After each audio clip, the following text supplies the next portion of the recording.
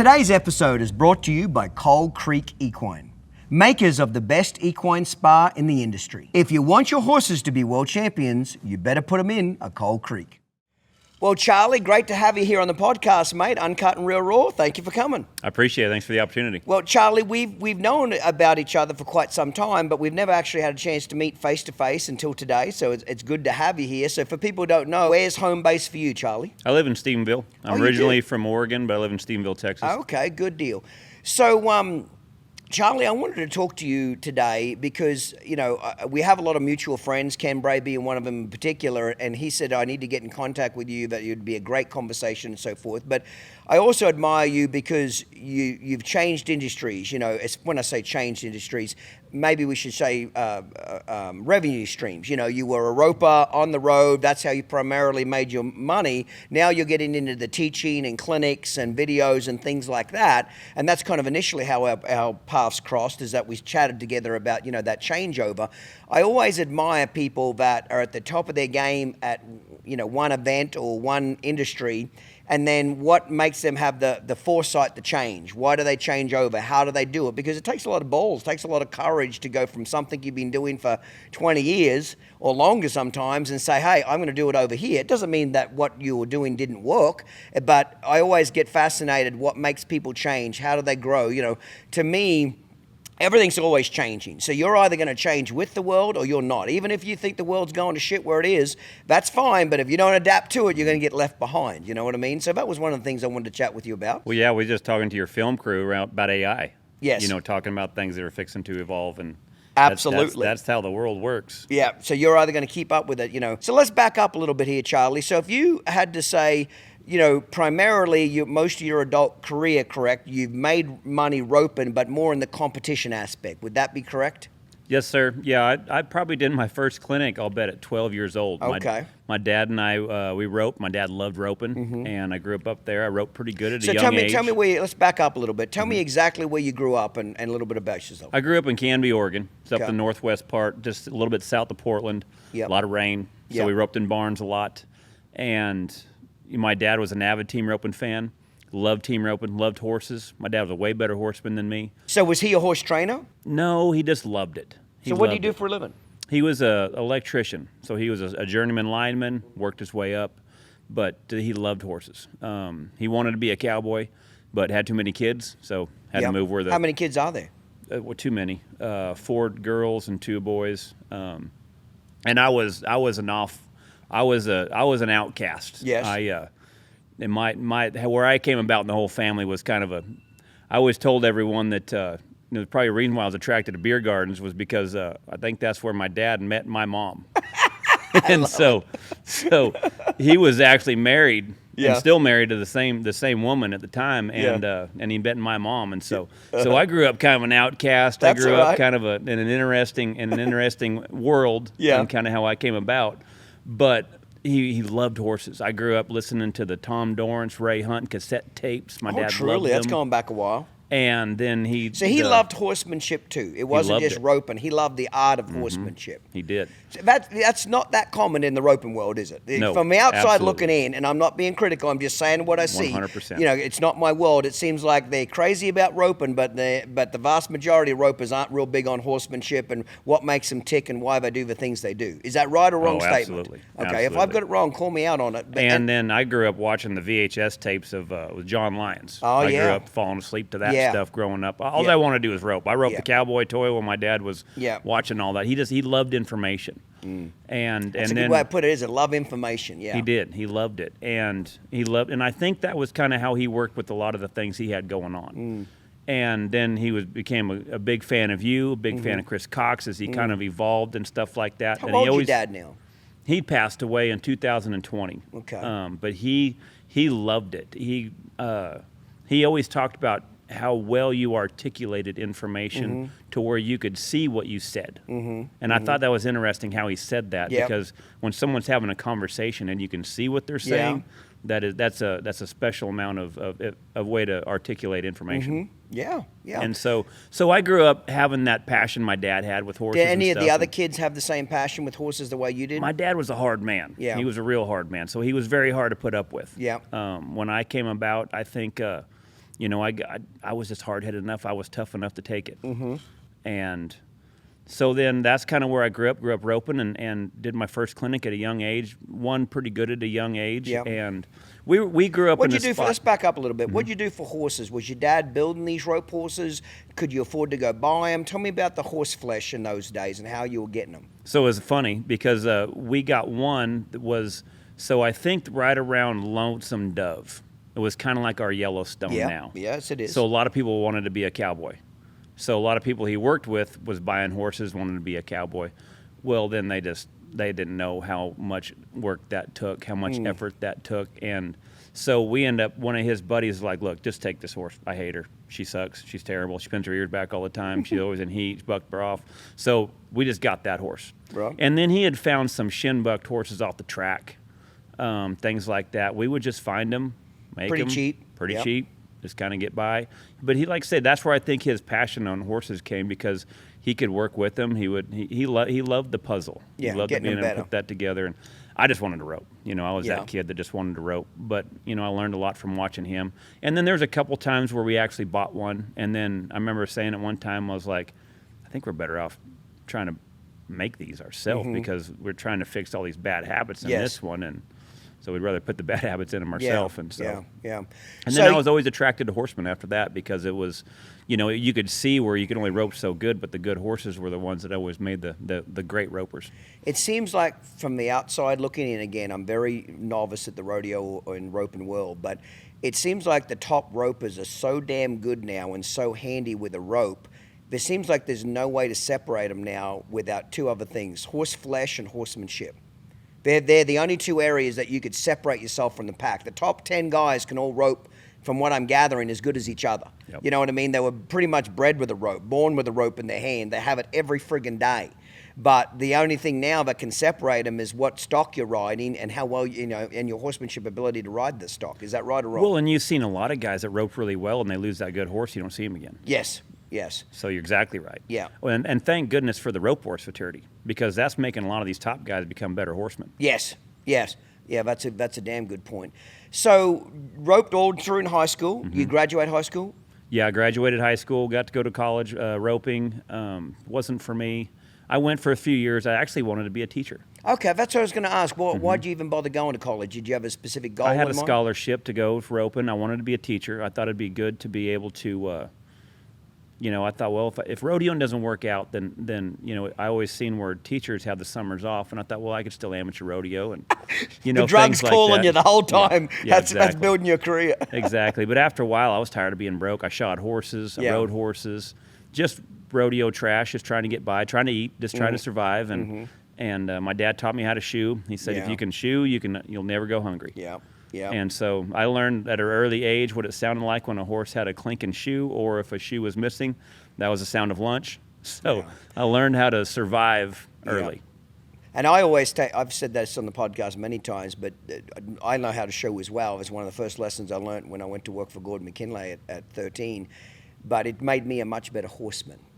You know what I mean? When you can learn to shoe a horse and get around a bad horse and teach a horse to stand there, drop a lead rope on the ground. You know, the ultimate test is, can you drop a lead rope on the ground in the middle of a barn aisle and get around all 4 feet and not have anybody hold him and he just stands there like a statue? That thing's pretty broke. Yeah. So how do you get one that 10 days earlier you can barely get a halter on it, and 10 days later you can do that? It can be done, but you got to work at it. You know, so I always think there was two people think I'm crazy in saying this, but fuck it, I'll say it anyway.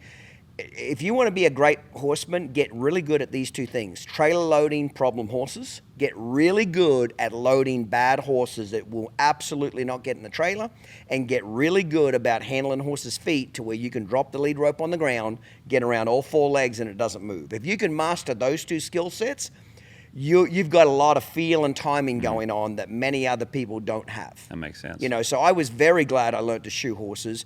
You know, I made some money off it too when you're broke. You're absolutely right. You know, Jay Adcock, did you listen to that podcast with Jay? I did. He was a rawhide braider, and he said, you know, same thing. If you learn to shoe, you'll never be broke, because there's always got to be a horse that's got to be shod. You know, excellent. So you dropped out of college at what age, or what happened? Well, I went 3 years. I didn't understand it. I didn't know how it worked. Yeah. Just kind of how I did everything. You know, I went to a university the first time, then went to a junior college after that. Classes didn't transfer, and after a while, I was like, you know what? I've got this. I'm going to go rodeo.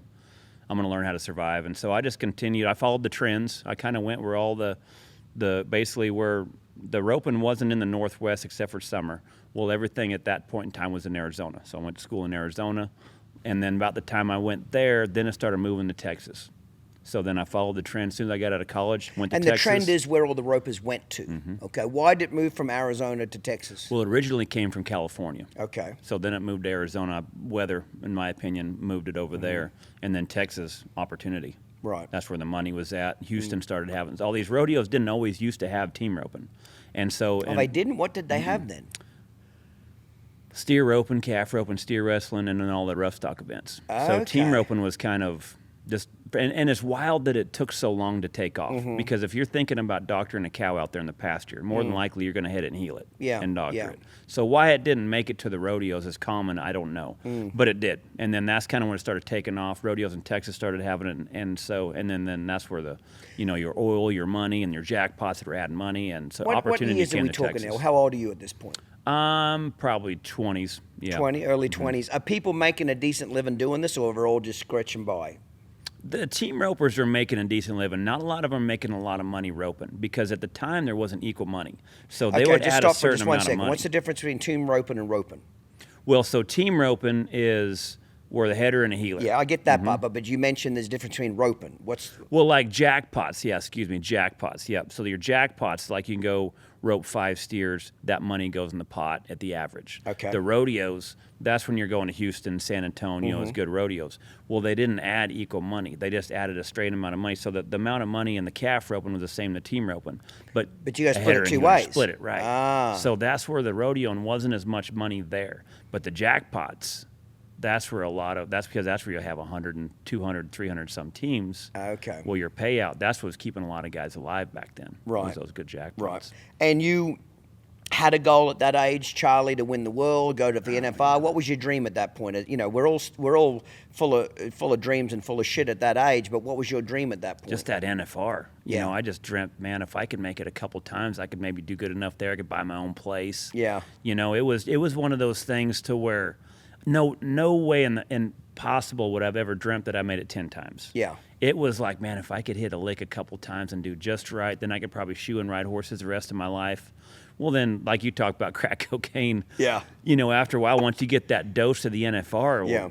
And then I made it again, and then I made it again, and then I started being able to get around the good guys. And then they were starting to tell me, well, this is how you make it. This is how you start. If you're wanting to make a living at this, well, then I had to quit shoeing. I mean, my first 2 years I made the NFR, I was still shoeing horses. And so then these guys, they didn't have time to shoe horses. They roped all the time.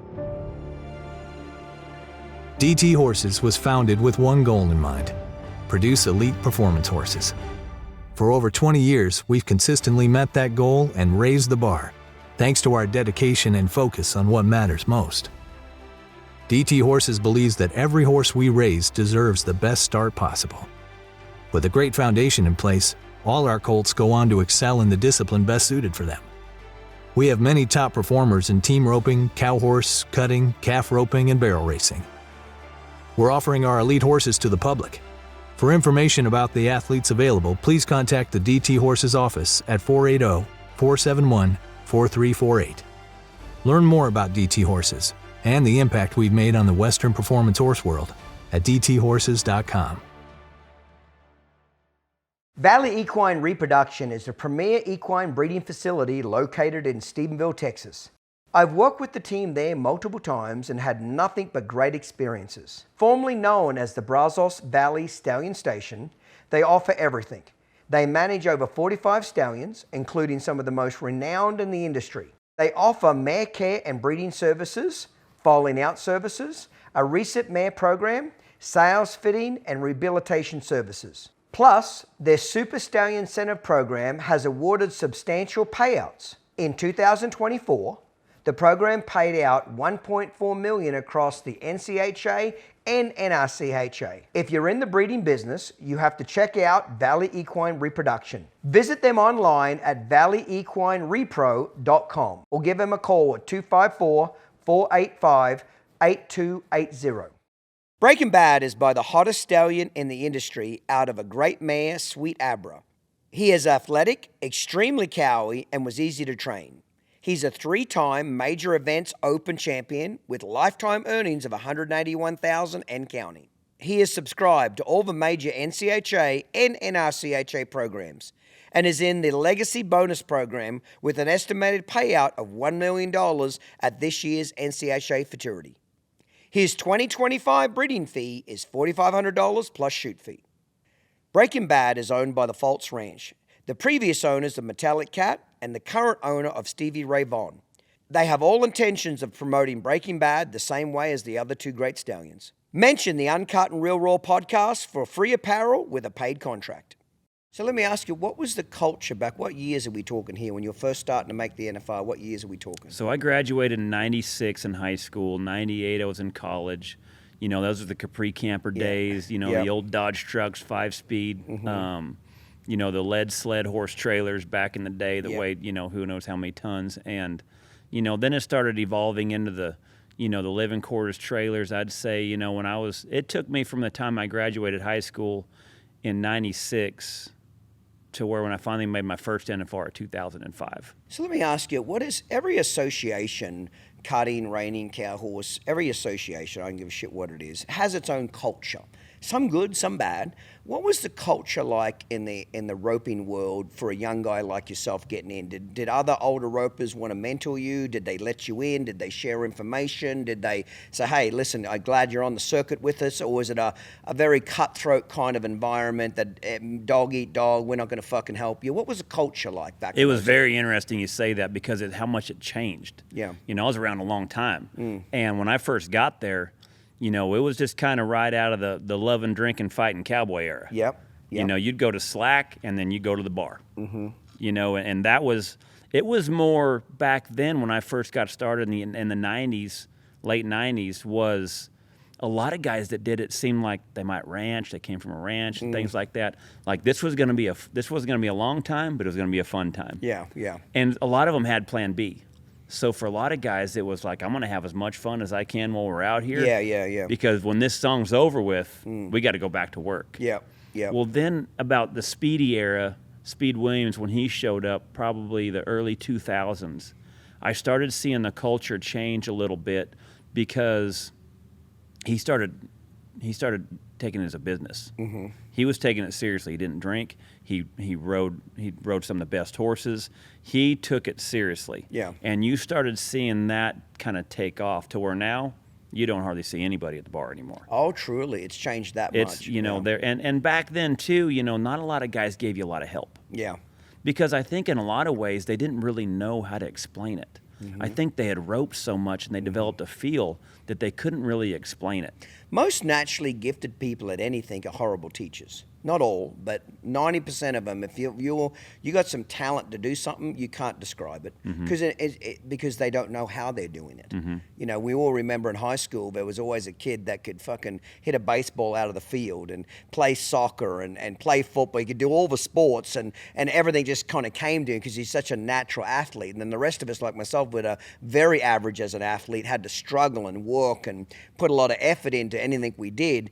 The natural people usually can't articulate it, yes.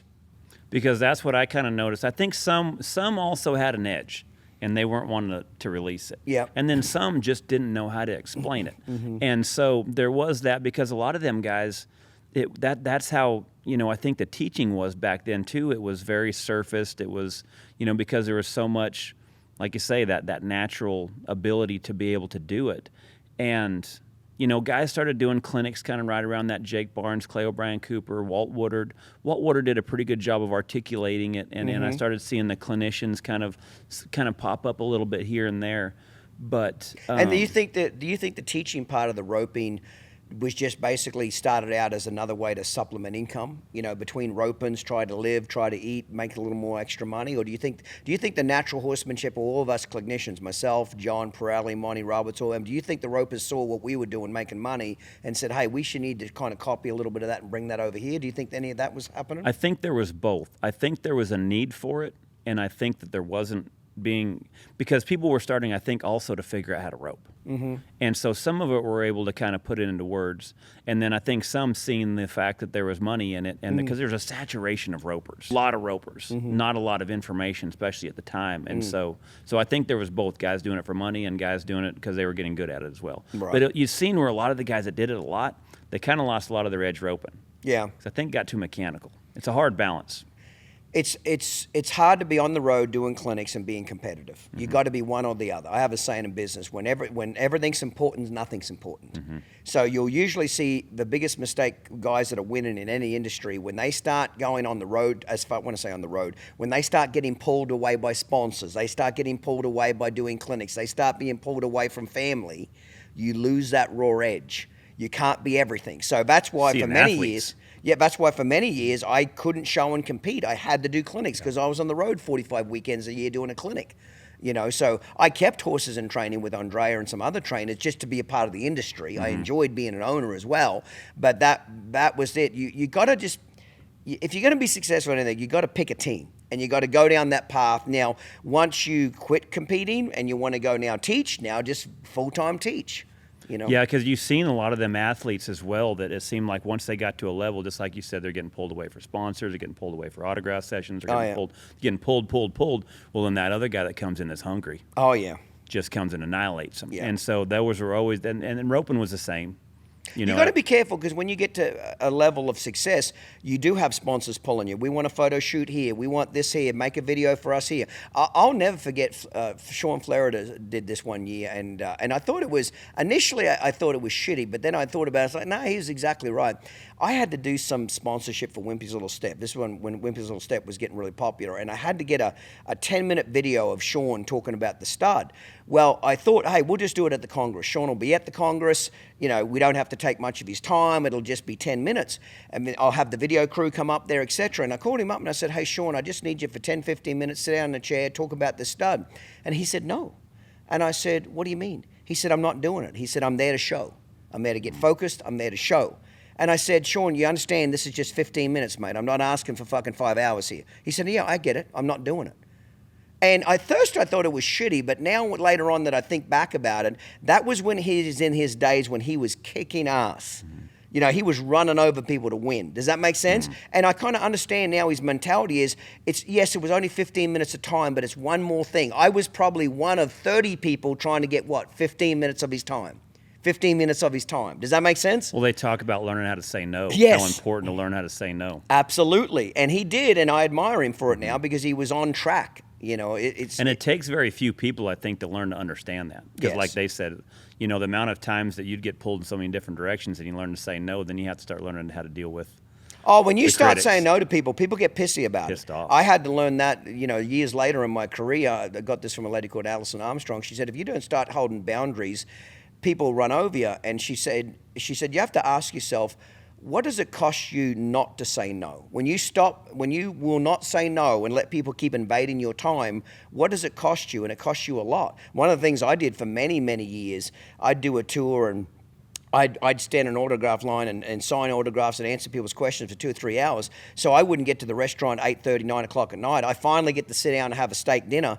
And sure as shit, I'm halfway through a meal and a lady will walk up to me and say, they always start out by saying, I know I shouldn't be doing this. This is rude, but can I talk to you? Can I get a photo? Whatever. And for many, many years, I would say, absolutely. I'd stand up. I'd give her 20 minutes of my time, whatever. Now, I was in line for 2.5, 3 hours. She could have got in line, but she didn't want to wait in that line. So whenever she got the opportunity to skip the line and get to me she'd do it. And by the time I'd sit back down, my meal's cold, my steak's cold, I'm in a fucking shitty mood, I'm shitty to who I'm around, I'm just a piece, I've been teaching all day, I'm a fucking bear by this point, okay? And finally I just said, no, I'm not going to do that anymore. So now when people do that to me, I'll say, ma'am, I would love to chat with you tomorrow. I'll be in line. If you stand in line, I'll spend an hour with you if you want. I'll do whatever the hell you want. As long as you wait for me, I'll wait for you. And they get pissy with me. They're not, I say it very politely, but very just direct. I'm having a meal right now, and tomorrow I'd love to take care of you. They always walk off thinking I'm an arsehole. They always say, oh, that's what happens when you get money. You don't care about the little guy anymore, blah, blah, blah. But I'd rather hold my ground and enjoy my meal and the people I'm with and go to bed not pissed off than let her invade my space and now I'm pissed off, and it ruins the night. You get what I'm trying to say? Then you don't have nothing else to give. I got nothing else to give. That's how I turned into a fucking alcoholic, Charlie. Like, I turned into an alcoholic and drinking and eating too much because you just fucking bury the fucking shit. You bury the pain of people fucking with you and pulling on you and all this kind of shit. And that because I was horrible. I always had the attitude is the customer's always right. Whatever the customer wants, I'm going to give them. Whatever they want. And to a point, that's correct. But sometimes the fucking customer's a batshit crazy bitch too. You know what I mean? Sometimes that's not right there. Yeah, finding that balance to where you don't lose it. Oh, yeah. Like one of the company policies that we had to change over the years as I've done shit that I shouldn't have done or just things that backfired. So, I talk about this publicly. There was a time that I almost went bankrupt. I got so fucking big. Like, I grossed $14 million one year and lost $375,000 the same year. So, only year in business I ever lost money, okay? So, I was pretty embarrassed that I grossed that much money and still lost that much, okay? So, I did a tour. And I did a tour somewhere in the country, I don't remember where it was, and I lost, we did the numbers at the end of the tour, and I lost $50,000. By the time I paid all, this is when I've got 4 semis coming in, I've got 40 people flying in, I mean, it's a production, okay? And I lose like 40, 50 grand, and then I do a tour the next weekend in Kansas City, and we run the numbers again, and I lose like another 50 grand. So I've lost, 100 grand in 2 weekends. And it's bad enough to do a clinic. You could appreciate this doing the clinic. It's bad enough teaching, but then losing money at the end of the weekend where you literally just taught these people for free and you lost money. That's a harder pill to swallow, okay? So this is back in the days where we used to pick hotels that had a bar downstairs. Like some of the Holiday Inn, there'll be a bar downstairs. So all the people that work for me, they could have a drink at the end of the night and so forth. So by this stage, I've had 2 fucking tours, Charlie, where I'm losing my ass. I'm going bankrupt, fucking hemorrhaging money. I'm a basket case. I'm stressed out of my fucking brain. So I do this clinic for 2 days, and not a clinic, it was a tour. Probably 2,500 people show up. I'm exhausted because I have one policy. I still actually do it to this day. When you come to my tour, at the end of the day, I will stay till the last person leaves. I will sit in that chair and you can ask me anything you want for an hour, 2 hours. I don't give a shit, but I will not leave the building until everybody got what they wanted. Because my attitude was, if you showed up for me, I need to show up for you. Does that make sense? When I'm at that event, I will be there till every person says, I got what I wanted from Clinton, okay? And I meant it. So a lot of the times I wouldn't get out of the building at 8:30, 9 o'clock at night and just talking to people all day. So I go to this bar downstairs and I get 2 drinks, like I'm double fisting, okay? And I go down to the end of the bar where nobody's there. I don't want to fucking talk to anybody. I don't want to see anybody. I'm half suicidal. I'm depressed. And I just want to drown myself in alcohol, okay? So I'm double fisting. And I am leaning over my drinks, okay? So I'm leaning over my drinks, just looking at them, okay? And this lady... Trying not to make eye contact. All I want to do is drown myself and die, understand. okay? This fucking lady recognizes me, and she runs straight over and sits right beside me, and her husband sits in the chair beside her. And she says, oh my God, I love the weekend, and she's all bubbly and cheery and happy, and she starts asking me questions. Did you have a great time? Yes. And I'm not even looking at her. I'm just looking at my alcohol. I'm giving her one answer, one answer words like, yes. Did you have a great time? Yes. Was it fun? Yes. And I'm thinking, please, bitch, pick up what I'm putting down here. Read some body language. Read some vibes here. Read the mojo. She has fucking center of universe disease like I've never seen. It goes straight over this bitch's head. So she just keeps yabbering and yabbering. And I'm starting to shake a little bit by this point. Like I'm at my fucking turning point where I'm about to go insane, okay? And then she says to me, she thinks she's being cute and entertaining me, and I just want to blow her brains out, and mine too. And then she says to me, I have a question for you. I've been dying to ask you. And I've said, yes. She said, I've got this 18-year-old mare that it's been to 5 different trainers in her career, and nobody can stop her bucking. She just keeps bucking everybody off. What do you think you should do? And I just looked up from my alcohol, and I just turned to her real calmly, and I said, I would shoot her in the head. And then I went right back to my drinks. And she thought I was joking, and she said, what? You're just kidding. Come on, be serious now. What would you do? And I turned to her again, and I said, I would shoot it in the fucking head and push it in a hole and cover it with dirt. It's an 18-year-old fucking mare that's been to 5 trainers and nobody can fix it. It's a pile of shit. Well, I'd lose my shit by this point. I can't keep my shit together anymore. I'm getting angry now. Like, I'm kind of getting elevated. She's crossed the line. Well, her husband realizes she's poked a sleeping bear. So he says, Mr. Anderson, I'm so sorry. We shouldn't have bugged you. Come on, honey, let's get out of here. Well, he's trying to pull her off. Well, she's motherfucking me now. She's motherfucking me. I'm motherfucking her. I mean, it's getting ugly, okay? And he drags her It's a good transaction. Oh, it's a hell of a transition. And he drags her off. So after that, the joke is now after that, now we don't include a bar at the tour. How we mitigate that is when I used to want to go away and get drunk, I used to have to drive somewhere where the customers would never find me. You know what I mean? But, you know, you've done a lot of clinics. When you get, clinics are not physical, at least the ones I did, but they mentally will wear you the fuck out. You are when you get to talking for 12 hours straight, for me, it feels like a trainer's run over me. It makes it hard to entertain afterwards. Yes, and they all want you to understand, entertain. They want to joke with you and do all that and I get that. And you've got to remember at this stage, Charlie, when I had this meltdown with this lady, I'd been doing this for 20 years. Not a couple of years, 20. You know what I mean? So that was one of the highlights of my career. I'm like, okay, I got to get away. I got to start holding my space. What I should have said to her in hindsight is, ma'am, I've had a really bad day. I'm exhausted. I'm tired. I would really just respectfully appreciate if you could just give me some alone time now and go with that. You know what I mean? Now, more than likely, it would have gone straight over her head again, because, again, the bitch had center of universe disease. But would have liked to at least started it with that conversation. But they don't get it. You know? It is amazing the personalities you learn to read throughout all this. Oh, yeah. All the clinics. Yeah. The human side of it is just as technical, Charlie, as what the horse side of it is. Not the same. Yeah, you know, you've got to read people, know when to crawl up their ass, know when to pat them on the back, know when to smile at them, know when to make it more joking, know when to get in the middle of them. It's an art form that handling people there. And the one thing too that I noticed later in my career and later in life was how much my horsemanship reflected my inside. Oh yeah. And then I also watched too on the same thing as I'm instructing and teaching. You see a lot of their horsemanship as kind of their mannerisms on the inside as well. And so it is amazing what the horsemanship does to where, like with my military event and things like that, where you watch it to where the horse can do a lot of healing for a lot of people when they learn how to do it in the correct way. Oh yeah. Hi everyone, my name is Michael Miola. My wife Michelle and I own and run the fabulous Silver Spurs Equine Breeding Centers located in Purcell, Oklahoma and Scottsdale, Arizona. We specialize in making your equine dreams come true by breeding the finest American quarter horses in the world.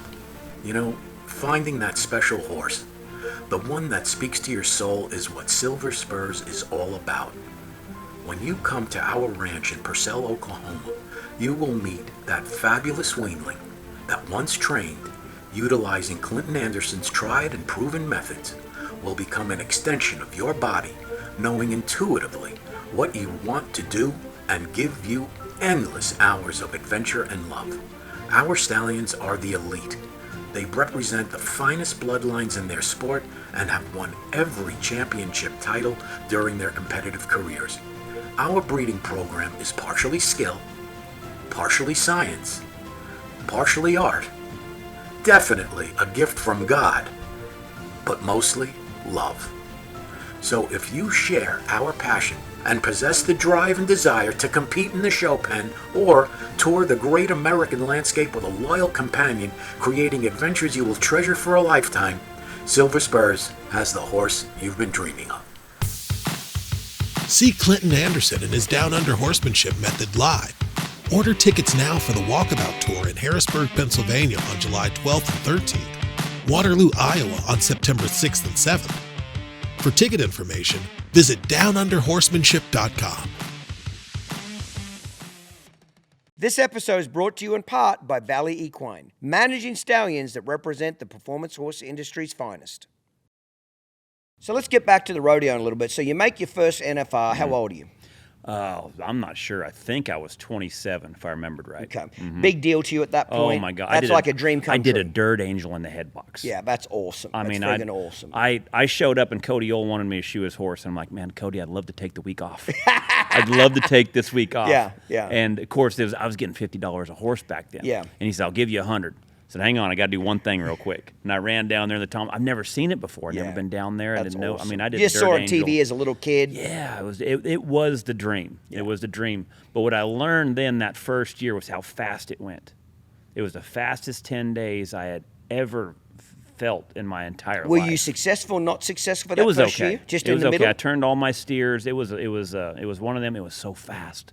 The start was fast. Like when you seen a steer and went, everything was just so fast. Compared to a normal roping? Is it because of the size of the arena? It's a shorter start, smaller arena. Everything is fast and it's precise. If you let one little more ounce of rope go, then you get in the wall. I mean, there's so much math at that little tiny event that it was mind-boggling for me at the first one. But I'm telling you, the 10 days went like that, and then they're starting the next year. What was the big takeaway, if you could describe the first year when you walked out of there, said, okay, Charlie, I got to go home this next year and change this, this, and this? What would be some takeaways maybe you'd learned as a young man there? Well, I needed more reps in that little arena because it was like something I never rope betting before. The start was never that fast. And so, after a lot of that stuff, too, is all of us started building that arena at home. Oh, you did, eh? How big is that arena, actually? I think it's 55 feet from the middle of the pre-foot chute where the steer stands to the left fence. Okay. And I think it's only like maybe 100, 110 feet long. Yeah. It's real short, real narrow. Yeah. So you went home, copied the arena, and tried to rope like that. And then I just started, my survival skills was get around the best. Who's the best horseman? Who is the best roper? I just started trying to do, and my skills was what kind of got me by. Yes. I could ride a lot of their horses. I could shoe their horses. Yeah. And do you think, let me ask you this question, not that it's right and wrong, do you think your horsemanship skills were a better edge for you growing up than your roping skills, or your roping skills and your horsemanship second? I tell you, I had a good both. Okay. I rode good and I roped good. I didn't know how to win. Right. So when I started getting around the good guys, they would show me how to use my horse at the right time. Yeah. They would show me how to maintain my horse at the right time. And then they would show me some different stuff with my rope, but a lot of it was if you learn how to get that go, learn how to ride your horse, then the shots all kind of started to appear. So the fine-tuning of it, correct? That was what made a difference there. You had the fundamentals there, the basics there, everything was there, but that last little couple of inches was... And if it wasn't for getting around some of the best guys, I probably would have never got it. Yeah. And again, they were very welcoming back in those days. Everybody shared a little bit of information. I think the edge that I had was the fact that I could get on their horses and I could score, I could ride them, I could rope, I could maintain them. Yeah. I could do whatever they wanted me to do on them. So you were an asset to them as well. I was a good asset. I could shoe them if they blew a shoe. Yeah, you know. yeah, that's so pretty I was handy. good to have around. Yes. And the fact of I wasn't there just to kind of rope. Yeah, you were trading some skill sets. Okay, absolutely. that makes sense. Second year, you make it the next year or not? I made it the next year and the year after. And how'd you get along? Yeah, I just kept getting better. I just kept getting better. Where were you getting the horses from? Just found them. I never knew how to make them. I knew how to fix them. And that was because to make one and to get them at that level takes so long. So I was just kind of a crap rider. I would get junk and just, if it had a feel to it or if it felt willing and it had skills, I'd buy it. Yeah. That's awesome. I didn't care what it had. If it was willing and I knew there was some feel to it, I knew I could win on it. So you could probably pick them up at a reasonable price? At that time, exactly right. Yep. Okay. Were you making your main income by your winnings? Is that how were you married by this time, kids? Where are you, single? What are you doing in here? So shoeing was kind of in that process. Okay. I was starting to make a few, turn a few. I'd want to get one better. I would move that one. I'd kind of move them around. Yep. Kind of kept moving that way. Didn't know the difference between love and lust. None of us do. Yep. Yeah, I tried to make it to 30. Didn't quite get there. Yep. Thought I was smart enough. Still wasn't. Yep. And then one of them things where you're just working, and you look up and you're no grounding of understanding of how any of that stuff worked at all. Didn't know how marriage worked. Didn't know how females worked. Yes. The whole lust thing. Yeah. Obvious reasons. And it is funny, isn't it?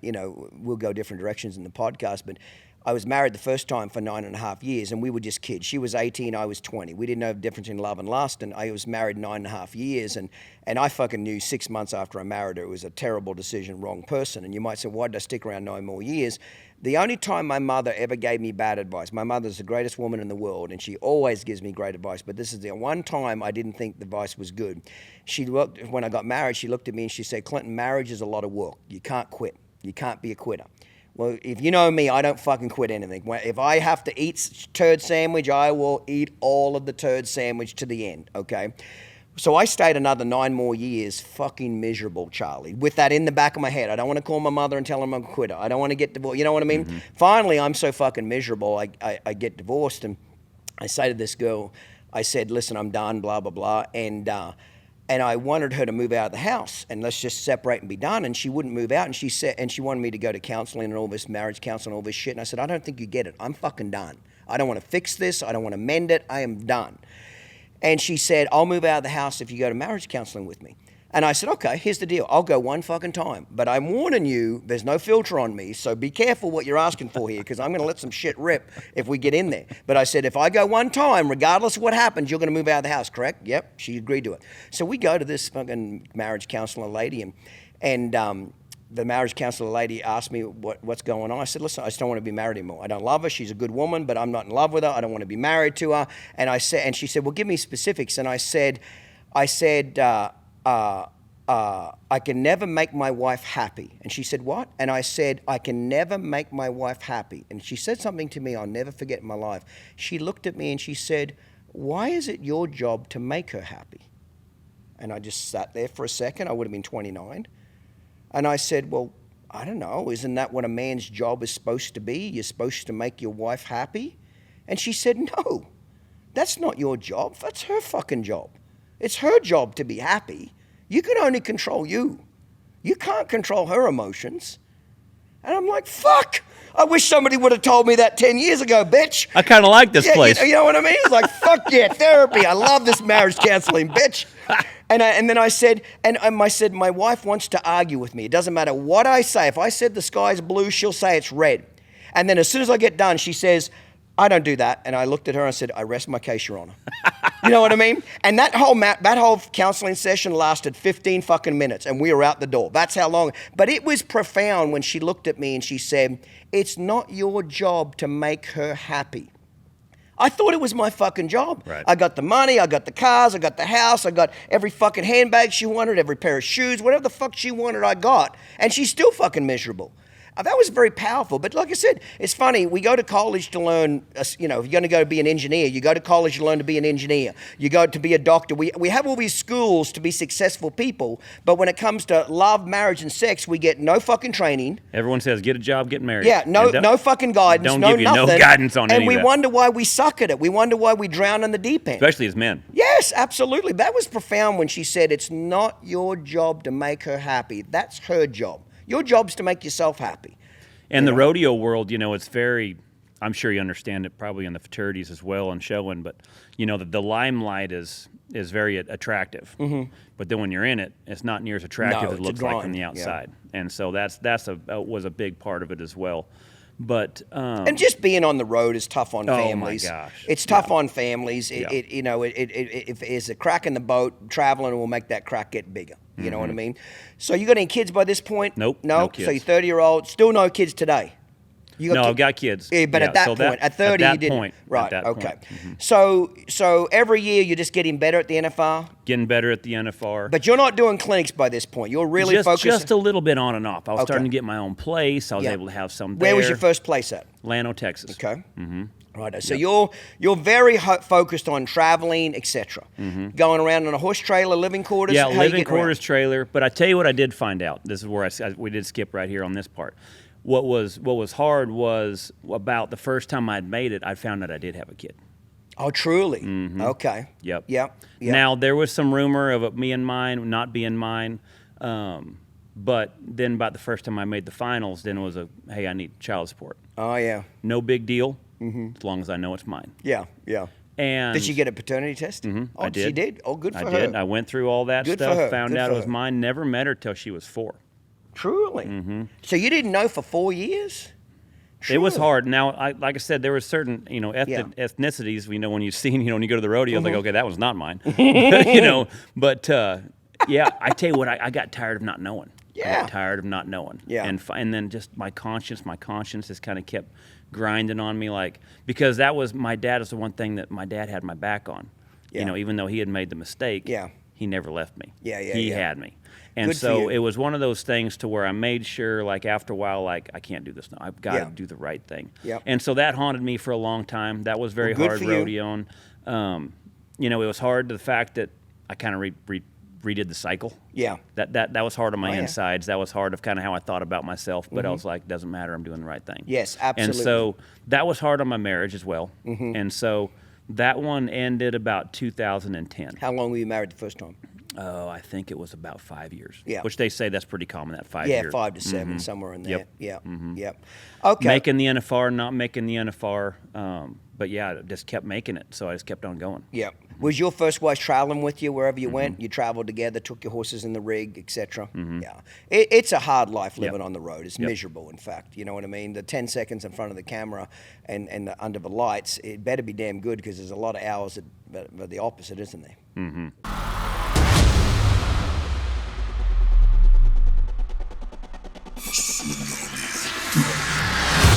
Breaking Bad is a 2020 stallion by Stevie Ray Vaughan.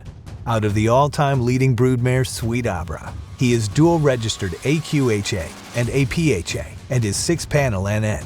At just 5 years old, he has already earned over $200,000 and is still showing. He is nominated to the major NCHA and NRCHA stallion programs and is part of the new Legacy Bonus, which has an estimated payout of $1 million to be paid at the 2025 NCHA Futurity. For more information or to request your breeding contract, contact Bo Galleon Stallion Services or Foltz Ranch at 806-672-6039. You know, every trainer's looking for an edge on their competition. You know, whether it's a better horse, better way to train it. But really, in reality, all the trainers have got access to great horses. All the trainers are doing a lot of the same techniques. To me, the next greatest edge on competition, whether you're reining, cutting, cow horse, eventing, or racing, is keeping your horses sound and ready for competition. For the last 4 years, I've been sparring my horses by Cold Creek Equine Spa, and I spar them for 20 minutes every day after I ride them at 36 degrees. It ices down all 4 legs. What a game changer. My vet bills have been cut back by 50%. My horse's soundness has been gone through the roof, okay? People think that spas are expensive. It'll pay for itself just on saving on vet bills in the first 18 months. Spas have been around for a long time, but for years they've been junk. They are broken more than they actually work. You needed to be like a plumbing engineer to make the some bitches work. Cold Creek Equine are using the latest technology, industrial strength machines that are basically maintenance free. Anybody can operate this thing. Even me as a horse trainer, I can operate it. And more than anything, it stays working. Go to their website, check them out. It's a game changer. In the next 10 years, if you're a professional horse trainer, if you don't have a spa, you will be left behind on your equine soundness. This episode is brought to you in part by Silver Spurs Equine, home of the $1 million challenge. Righto, so you get divorced, first wife. What happens then? You just keep training, showing? Yeah, I did. It was a. God, I mean, that whole time was hard. You know, I remember in 2012 got divorced. Did that financially fuck you up pretty good? Financially, lost my place. Yes. You know, we had to sell it. Lost a horse, but I was like, you know what? I have been here before. Luckily, good friends like Chad Masters. He was an NFR guy. Moved in with him. It's the greatest thing ever. Yeah. It was the greatest. Now I'm around guys again. I'm around positive, guys. yeah. Men have got to be around other men, don't they? Absolutely. There is something about when men get into relationships, serious relationships, we quit fucking getting around other men. Yep. And that is bad for our health. It's bad for our mental health. Yep. And We're not built that way. I think women need to get around other women too. You can't miss something that's always gone. Yeah. Sorry, let me say that again. You can't miss something that's never gone. I meant to say that. You can't miss something that's never gone. A little separation left and right for a man and a woman can do the world of fucking good to get back together again. But to get around other men, like I'm so anal about it now, twice a year I do a men's trip where I get 4 or 5 of my closest buddies over the last 20 years. We'll go hunt for 3 or 4 days. We go fishing. We talk about life, money, politics, and pussy. And that's all we talk about for 4 fucking days. And I come back feeling like Superman. Yep. You know what I mean? And then we go back to our regular lives, but we do not spend enough fucking time. And women shame us a lot. Why are you hanging out with him? Why are you doing this? Why? Bitch, because I want to. That's why. It's good for my health. Yep. And if you need to fuck off and go bitch to your girlfriends about life, go bitch to your girlfriends. But we have to get around other men. Yeah, I like that. So totally you got agree. a lot of positivity when you moved in with that guy. I did. That got me through. But I hit a low point in one perspective career-wise. I was roping with a guy named Clay Cooper, one of the best healers that ever lived, and didn't rope very good for him. Had too much going on. My head was all messed up. Get cut. He decided to rope with someone else, and then, lose my jackpot partner, and then I lose my other partner, and then I get another partner and lost it. Just things were just kind of like. So let me ask, They were and again, going I'm south going to ask mentally. questions. If you don't want to dive into it, there's No, it didn't no bother me, no. disrespect there, no shame there. Were you sidetracked because of pussy, alcohol, both, not focused? What got you a little bit sidetracked? We've all gone off on left fields, myself included. Yep. You know what I mean? So there's no judgment here. But can you identify what got you off track? Just all of it. All of it and combined. It was just all kind of hitting, and finally end up getting a partner and finishing out, and then end up after a while when I kind of got my bearings back. Then was roping as good as I ever did, and then I would say that year is probably the first year. At the end of that year is when I met Jackie. And Jackie's your wife? Okay, right. And then that came together pretty good? Yeah, it was like something like a girl that I'd never met before. Unbelievable horseman, unbelievable competitor. You meet her for the first time, and just the amount of things you had in common. And, That's awesome. Yeah, and then And was you wild met her at a because- rodeo? Younger Yep. than you, older than you? A little bit younger than me. Yeah. Yeah. Okay. No kids? We have 2 kids. No, but she had at the time. Nope. So she doesn't have any kids. Yep. That's great. What is Yep. she, a barrel racer? What is she? She's a breakaway roper. Breakaway roper. So you had that little bit in common too. So Okay. I don't know how many times she was a world champion at that point in time, but right now she's currently a 23-time world champion roper. That's So awesome. That's awesome. So you two eventually, how long did you date before you get married? we dated for a year and got married. So pretty quick. Pretty quick. Okay. It was one of them to where you're like, this is what I was missing. That fair enough. Hey, good for you. This is what, this because, somebody had asked me if I was going to get married again, would I ever get married again? I said I would. He said, what do you think you learned the first time? I said, if I could find someone I felt like I could trust as much as my best friend, then I probably would. And it was literally, that's what I felt like when I first met this That's girl. awesome. Congratulations. That's awesome. Me personally, I'd never get married again. You can only split a fortune so many times, and it ain't a fucking fortune.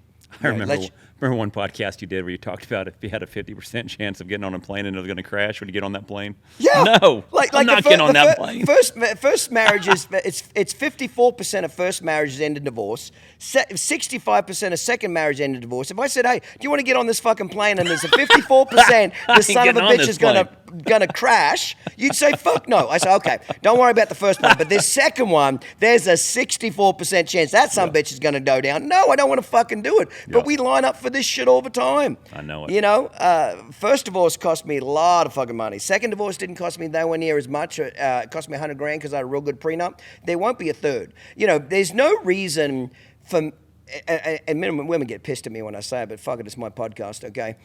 There is nothing a man can't get from not being married that he can get married. Okay, you can argue it from a moral standpoint, a religion standpoint, I don't give a shit, but you can't name one thing for me that I can't get from not being married to married. I can get companionship, I can get sex, I can get communication, I can live with somebody. I mean, all the stigmas of why people had to get married 60 years ago are gone.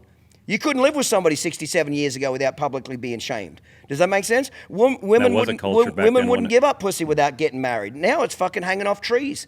Feminism is in some ways completely fuck women at 100%. Really has. Yeah, you know what I mean? So I'm not saying... Because to try to find a good woman now that's not, like you said, that's going down that feminine route. Oh, that yeah. ain't getting ran through. Absolutely. And that's So- going to be the wife that is actually going to be... Because, what is it, Loretta Lynn that sang about the whole Stand By Your Man? Oh, yeah. Forget exactly who Yeah. sang that song, but that era, a lot of those girls ain't there no more. No, they're not at all. I tried to explain that. My mother's 74, and I tried to explain that to her the other day. I said, Mum, they're not raised the same way anymore. They're not wired the same way. They don't have the same values. Things are just different. So this is how I'm going to survive my life. This is what I'm going to do. I completely separated my life. I have a full-time assistant. Her name's Bonnie. So I have a 1950s wife, Charlie, that I don't sleep with. She's there at 7 o'clock in the morning. She cooks me breakfast. She does my laundry, does my house, does all my errands. You know what's funny about Bonnie is every joke I say is funny. Everything I wear, she says I look handsome. Everything I say I want to do, she says, Clinton, that's a wonderful idea. Okay? Now, truth be known, she probably hates my guts, and I don't care about it. I don't care if she hates me. But I get along with her unbelievably well because we've never seen each other naked, and we never fucking will. And it starts your morning great. It does. I love it. She's my 1950s wife that I don't sleep with. You know what I mean? So I just learned, my biggest problem in dating is I always had a woman that was so involved in the rest of my fucking life that when it caved, everything disappeared. Like they were so involved in my money or so involved with my business that to separate that relationship, there was a lot of collateral damage. Does that make sense? Yep. And I said to myself, why don't we just separate the jobs? Why as men do we have to try to find one woman that we want to be the greatest mother in the world, the sexiest bitch in the world, the greatest whore in the world, the greatest, why are we trying to make one person be everything? So I just separate the spokes on a wheel. So now I don't date anybody if it's even remotely connected to my money. If I pay them money on any level as far as a business or contractor, off limits immediately. And I just separate all the jobs so that if somebody's giving me trouble, I just get, if Bonnie woke up one day and gave me trouble, I can replace that one spoke. But the rest of my wheel works. If this woman's giving me trouble, I just fucking replace her, and all the other spokes work just fine. It works for me. I'm not saying it works for everybody, but it's finally worked for me because I learned not to try to make one person be everything for me. Yeah. The one thing that's helped Jackie and I is the fact that we're both driven. Yes. And that is also a hard one because, the whole power couple thing is a tricky, it's tricky very thing. tricky, especially when you work together all day.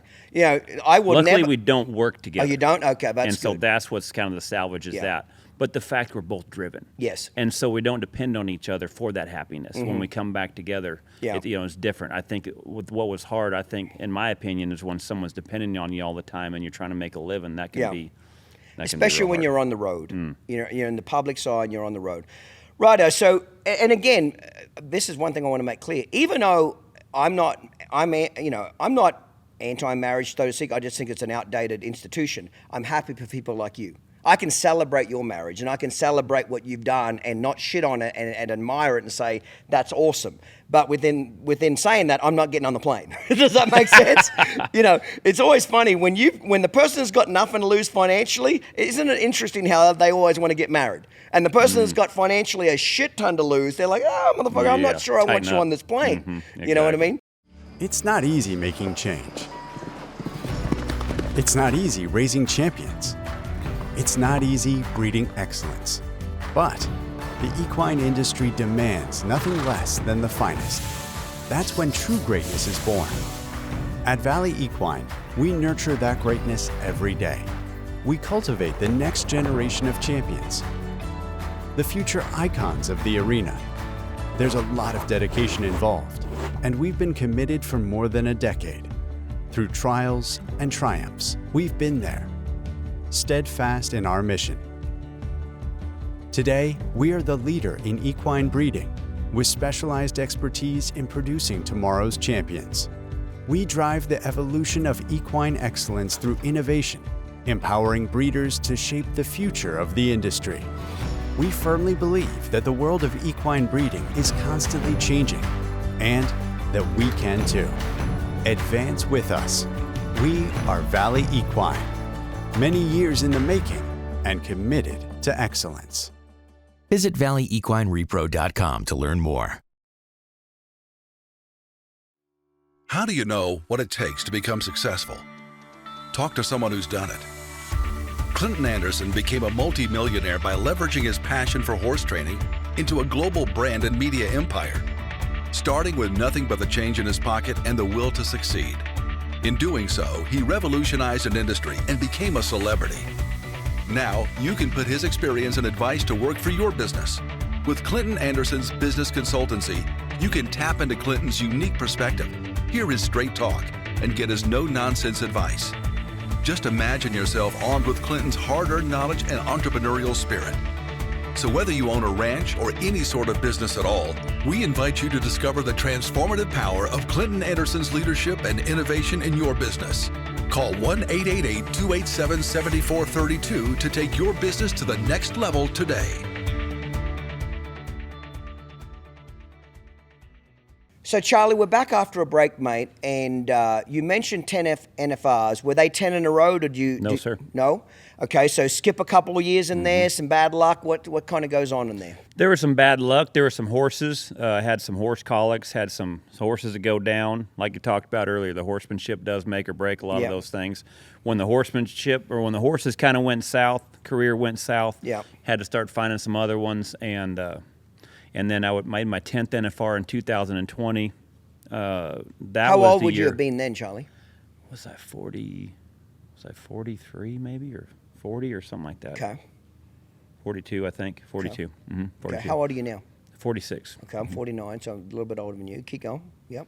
So that's when Jackie and I was going to have our second baby. And so I've had a little boy, Creed, in 2017, and then Journey was going to be born in 2020. Well, right about that time, Breakaway was taken off. So now they're starting to put them in the rodeos. There's actually an NFR. And they can make money, make a living doing it? Mm-hmm. And Jackie and I had talked, and this was a tough one in one perspective, because in 2020, I finally had my horse herd built. I had one of the best partners I'd had for me at the time. We fit together. We lived together. Logan Medlin, he's a great guy. And my sponsors were coming back. But in the same sense, I lost a little bit of my drive. Energy-wise or passion to be on the road? Which one? I'd say both. Both, yeah. You do, don't you? But I was roping better than I ever roped. Yeah. I finally had kind of hit that slump and was making those technical changes, because the one thing I would say that I would probably be proudest of my career was how they roped in the 90s and how they rope now is completely different. Can you explain that to me? Being a novice, can you give a brief overview of that? So it just kept evolving. It kept getting faster. You know, there was things where guys were getting a little bit, their hand were getting higher. There was little techniques where they were learning how to reach a little further. You know, they were getting the rope up a little bit sooner, able to turn the steers faster. You know, all those little things where the horses were staying up better in the corner. They were getting it figured out. Well, then, which made the times get shorter, correct? Absolutely. Okay. Well, I had to evolve through all those decades of all that. Well, I was gaining a lot of skills with my teaching because of how many times I've had to tear my rope down and build it back up. What horses it needed to work like back then and how they need to work now. And so I was noticing also during that COVID year was my clinics were also really taking off. Lessons were getting, because that's how I was surviving. I almost went back to shoeing. Okay. But my clinics were, and I was getting better at it. But when Jackie said she was pregnant and I said, well, I wonder if I should rodeo then. Man, I've got everything going. And she's like, well, man, it feels like with Breakaway taking off, she never had that chance. It was the first time they started having an NFR. And she's one of the trailblazers for the event. And I'm like, honestly, nope, I'm out. Yeah. I'm out. I am good with it. I never would have thought I'd made it this long. Yeah. 42, are you kidding me? And still being able to hang with him, to be able to walk away from it on my terms. That's awesome. That meant a lot to me. Yes, it should. And also, too, was one of the things that I loved about Jackie was she was one of them, instantly when I met her, she made me a better man. Yeah. She made me a better father. Her horsemanship is way better than mine. She's one of the handiest women I've ever seen with a horse. And so just that bond that we had, to where she was always trying hard, made me try even harder. And so, but it was one of those things where it was easy to stand down because I could see it in her heart was like, this was something that was going to be, she could possibly get it to the NFR. Yeah. How old would she have been? What is she? She's 4 years younger than me. So, yeah, right around 38. Okay, that's awesome. So, basically, she wanted to go on the road, and you decided to stay home, correct? And it was fine. Yeah. I was so there. Yeah. Now, Were the kids old enough that you could keep them at home?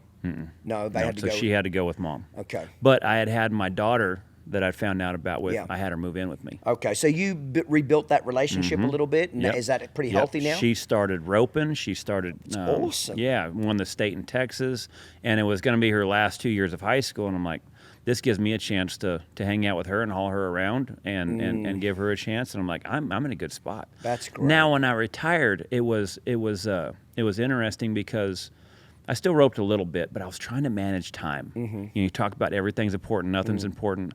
You know, the clinics were kind of there. Did I want to be a horse show fraternity trainer?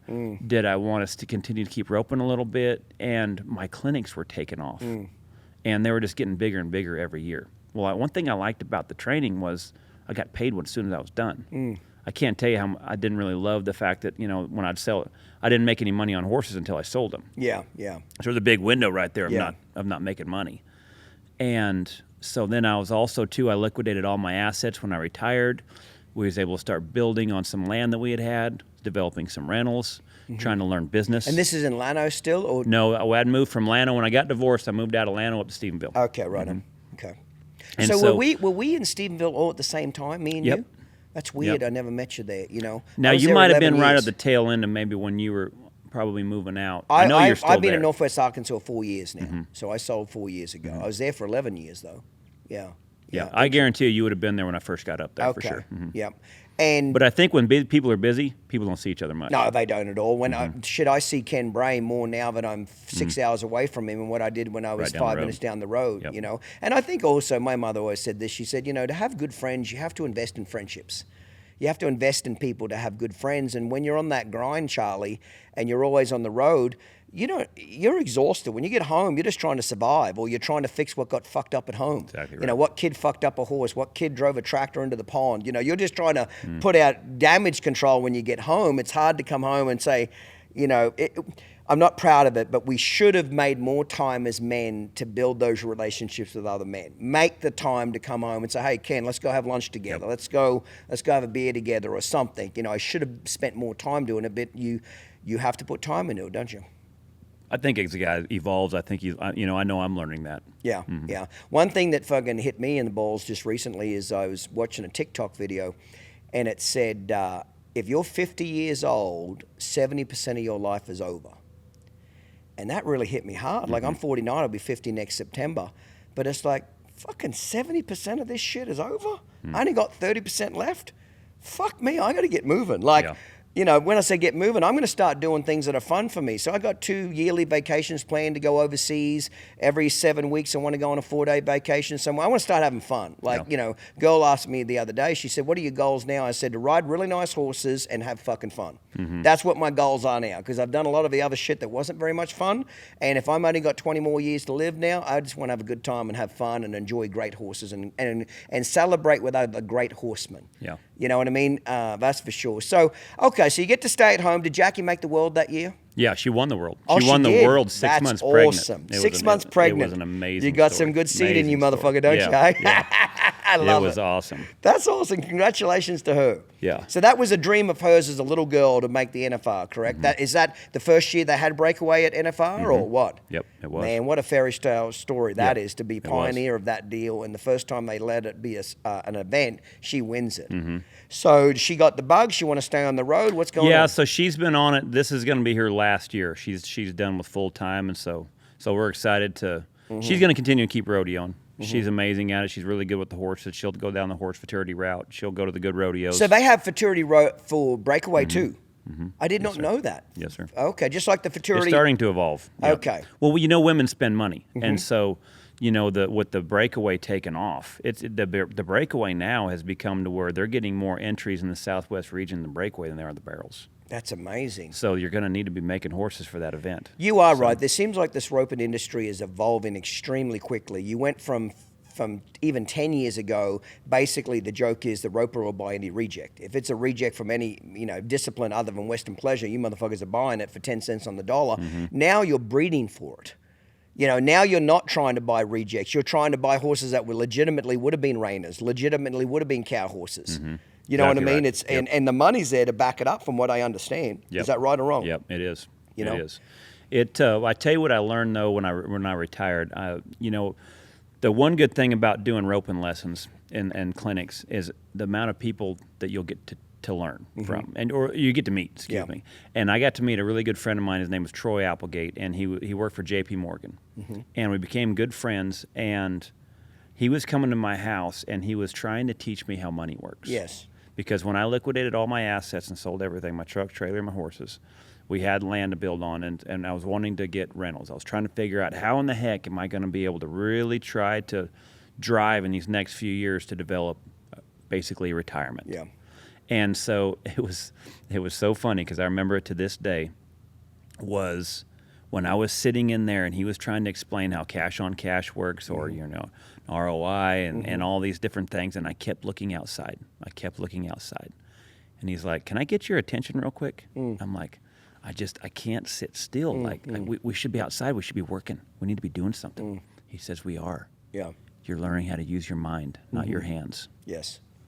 And it struck me right there, because I was like, you're so used to working. If you're not outside getting something, you're not getting anything done. And he really did kind of like, there's times where you're going to have to learn how to think to be able to make more money.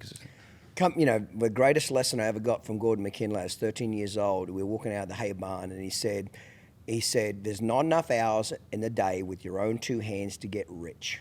And I said, "What?" He said, "There's not enough hours in the day with your own two hands to get rich.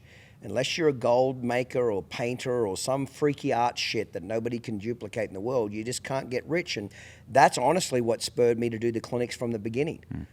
I always had a goal. I'm not ashamed of it. A lot of people in the Western industry shit on people making money, that there's this badge of honor that you got to die broke in a single wide trailer in the middle of New Mexico. That was never appealing to me.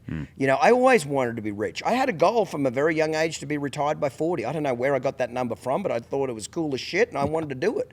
It took me 3 more years, 43, but I always wanted to have money. I'm not ashamed of it. I was always driven by it, wanted to make more money, because now it gives me a lifestyle that I want to use. But that's just it. When you have to use your own two hands to make money, there's not only so many hours in the day. And if your hands break, you get injured. Better not get hurt. You get hurt, you're fucked. 100%. So that's why I went down the clinician road. It wasn't because it really appealed to me, that actual skill set. It's just that's where I saw there was good money. Most people, Charlie, when you really analyze how most people make a lot of money, if you really ask them, do you love what you do? The vast majority of wealthy people will say, "No, I don't really love it." And you'll say, "Well, why did you do it?" They'll say, "Because I saw a need for it.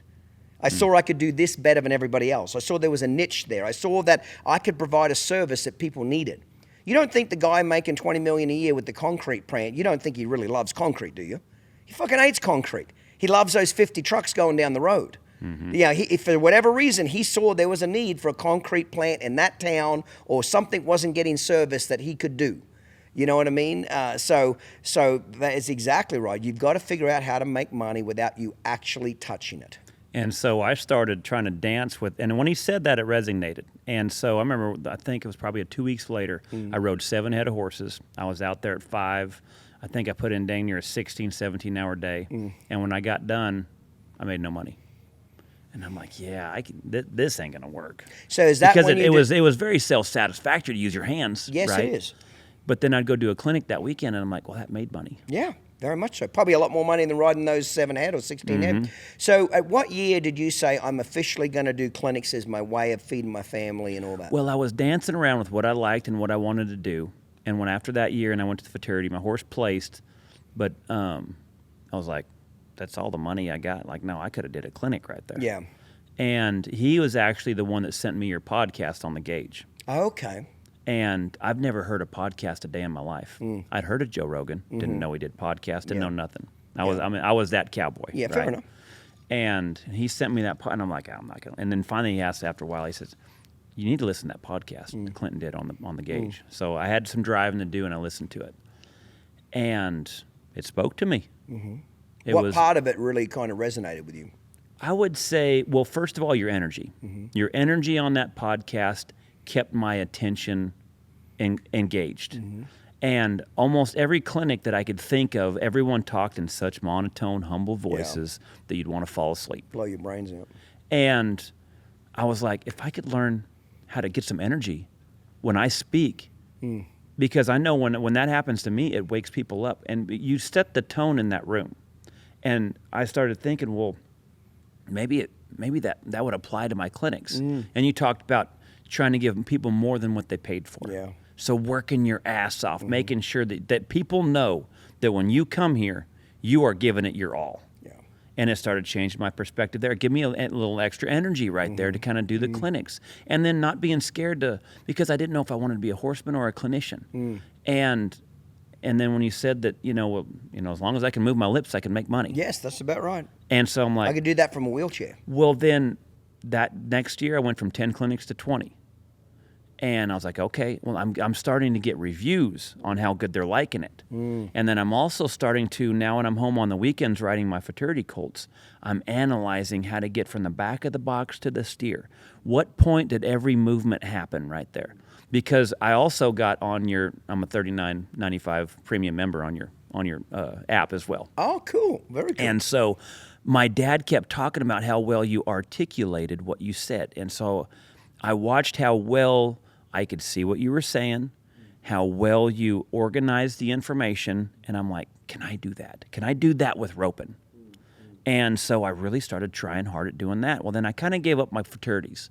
I actually was like, you know what? You kind of have to. Yes. You don't have a choice because, again, when everything's important, nothing's important. So you can't be on the road Thursday, Friday, Saturday, Sunday, drive home Monday, and then ride a fraternity cult for 3 days. It doesn't fucking work because your competitors are riding theirs 6 days. The guys that are staying home riding fraternity cults, they're riding 6. So you have to make that choice. So I had to start finding out where my balance was. So I'm like, all right, now schools are number one.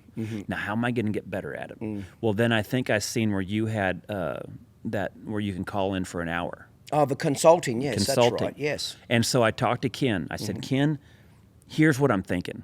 I don't want to waste no one's time. I don't want to waste Clinton's time. Here's what I'm thinking. Do you think this is doable? Do you think I can do what he's doing in my industry?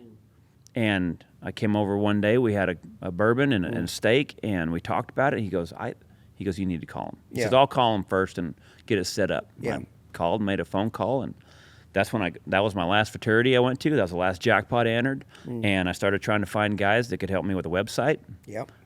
Started getting some branding, getting logos. Like, how do I make this to where this is my drive? Yes. What do you think you got out of that consult call with me? Because when I have them, I try to give people everything. I don't hold shit back. You did give me everything. Yeah. I called one more time, and I think it was Rochelle, and you handed me your black book. You handed me everything. Yeah. I knock yourself out. And I was like, why would he give me everything right there? Well, then as hard as I worked at it, I'm like, well, no wonder. No one's going to go down. No one's going to do what Clinton did because this was hard work. It's a lot of hard work, yeah. It's like, good luck, I give it all because that's just the kind of person I am. You know, I'm not sneaky like that. If you ask me, hey, you know, who are my contacts? What do I do? If you're paying me for a consult, I'm going to help you. You know, I get a kick out of it. So I'll do between 3 and 5 of those consults a week. I like doing them. How many years do you think I shaved off your clinician career in that 1 hour? I got shit. Yeah. You know, I made the finals, this and that. Yeah. I'm like, I don't care. If this saves me one wrong hire, that made its money back. Absolutely. If that was one screw up, that made my money back. Why? That's how I made a living roping. I enjoy the consult calls because they're not about horse training. Like, why does my horse bite me on the ass when I get on from the mounting block? I hate that shit. I can't do any more of that. I'm burnt out on that stuff. But talking business, making money, all that shit, I love to do. I could stay up all night long. Yeah, on those I love conversations doing that stuff because I get inspired now by helping people be successful, helping people make money. Their hearts thunder for us. Their flesh and bone pushed to lift us higher, carry us faster, and stop on a dime. And when they've had a great ride, they deserve a great recovery. They deserve a Cold Creek. Cold Creek Spas offer state-of-the-art 35-degree aerated saltwater therapy, proven to reduce injury, speed recovery, and keep them at peak performance. Cold Creek Therapeutic Spas. This water is for winners. Silver Spurs Equine owns and stands over 30 champion performance horse stallions. They strive to provide options to top prospects for every preference and budget. Reining is the main focus of Silver Spurs breeding program, and they have developed their $1 Million Challenge as an incredible incentive that offers huge payouts to the champions of 7 different reining competitions around the world. Silver Spurs also raises about 150 foals per year at their ranch in Oklahoma, and each one is offered to the public for sale. This provides a wide variety of options to buyers looking for their next prospect, and most would be eligible for the $1 Million Challenge. Find the perfect cross of traditional performance horse bloodlines combined with the modern dynamics of today's performance horses. All available prospects can be found at silverspurssalehorses.com. Nothing would please them more than to see this old piece of shit in a coffin. Oh, they want to drive a steel knife down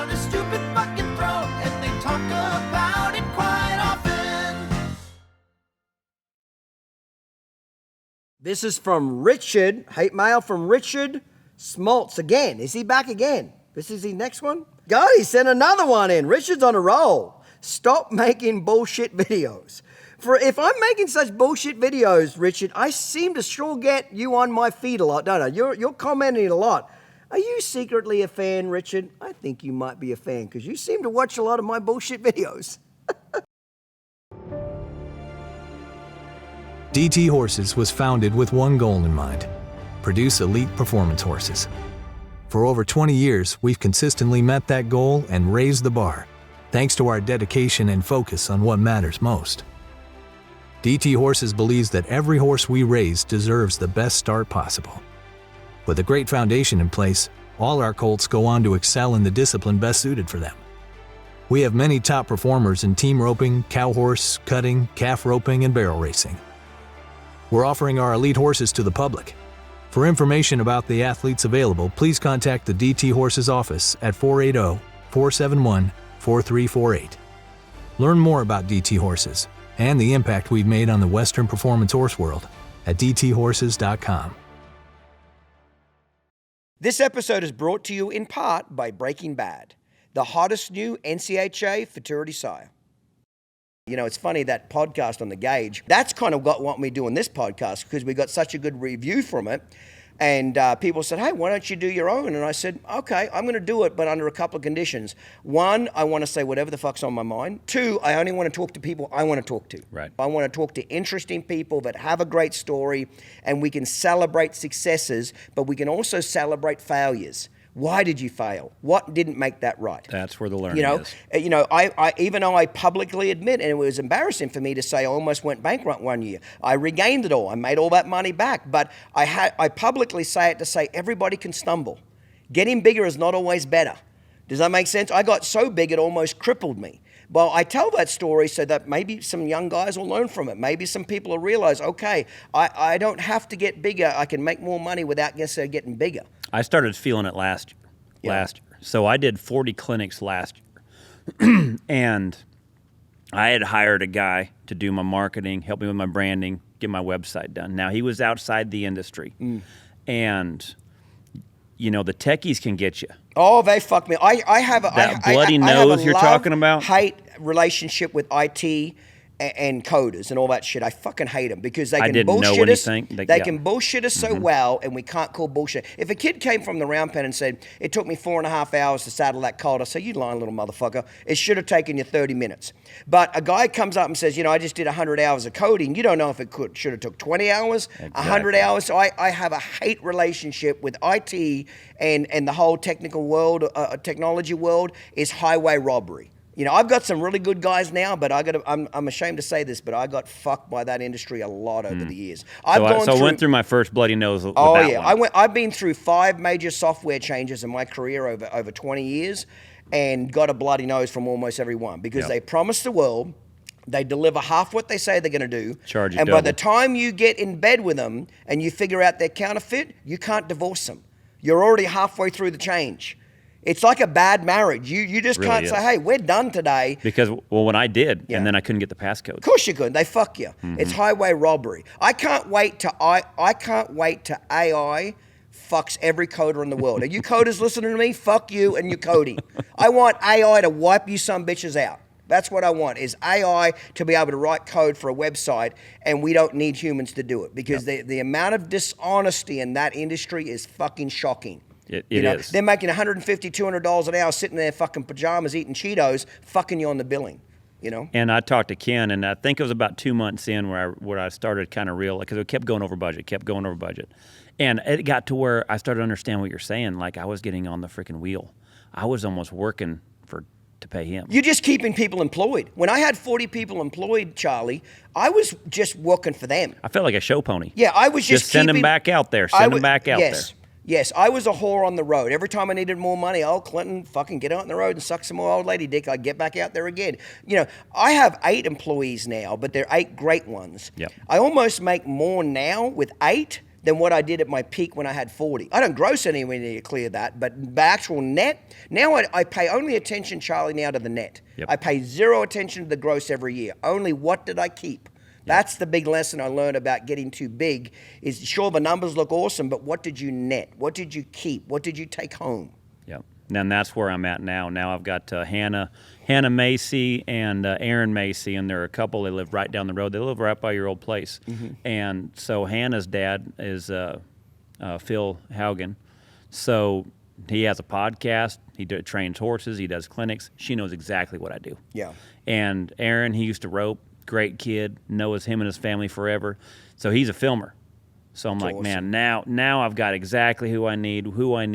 So now that we finally got all that stuff lined out, which is finally this year. So now did I you start get a going to club work. started out? Because I know when me and you spoke on the phone, you were trying to get your own club going where it's a subscription-based membership for roping. Did that get started? So I've just now finally got to where now I can start filming. And so one of the things that I had thought I'd heard maybe B talk about was the subscription on maybe you talking about it was hard because you're almost chasing credit cards.